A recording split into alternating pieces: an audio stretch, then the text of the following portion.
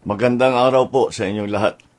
Ngayong araw, ipagpagpatuloy ko po ang mga report sa taong bayan tungkol sa mga natuklasan ng iba't ibang ahensya ng pamahalaan tungkol sa mga flood control project na nakita natin na ghost project o hindi maganda ang pagkagawa.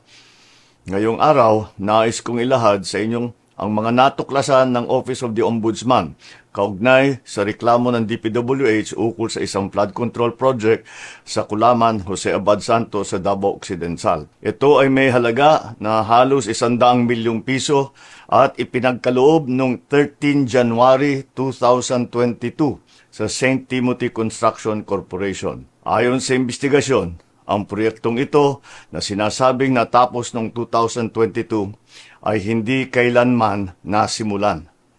Sa inspeksyon ng CIDG noong 25 September 2025, natukoy na walang anumang konstruksyon sa lugar na yon. Kinumpirma ng mga indigenous peoples at barangay officials sa kanilang joint affidavit na walang naganap na implementasyon ng proyekto. Natuklasan ng Ombudsman yung mga isinumiting final billing, certificate of completion at inspection reports ay palsipikado o hindi tumutugma sa aktwal na kalagayan ng proyekto. Maging mga video at larawan na hinarap ng respondent ay walang timestamp at hindi mabalidate na tumutukoy sa proyektong ito. May mga private at public na individual na pinangalanan sa reklamo na kinabibilangan ng sa St. Timothy, si Cesara Rowena C. Discaya at Maria Roma Angeline D. Rimando. Meron pang iba, mga ibang nasa ahensya ng DPWH na nasama rin sa kasong ito.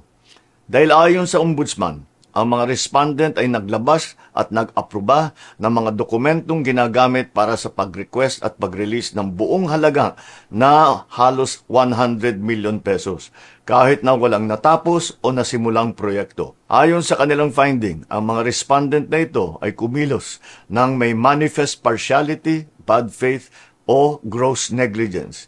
Nagdulot sila ng undue injury sa gobyerno at nagbigay ng unwarranted benefit sa kontraktor. At may pakikialam ang ilang private respondent sa nangyaring sabwatan.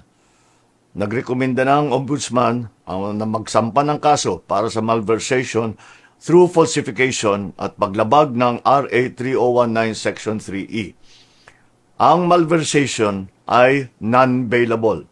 Mabigat ito dahil hindi nila mababayaran ang kanilang paglaya. Pag naisampa na ang mga kasong ito sa korte, ang susunod na hakbang ng judiciary ay ang paglabas ng arrest warrant para sa mga pinangalanang individual. I have directed DILG and the PNP to ensure that they know the whereabouts of Discaya at nung iba pa para paglabas ng arrest warrant ay maareston sila kaagad. Umpisa pa lang ito.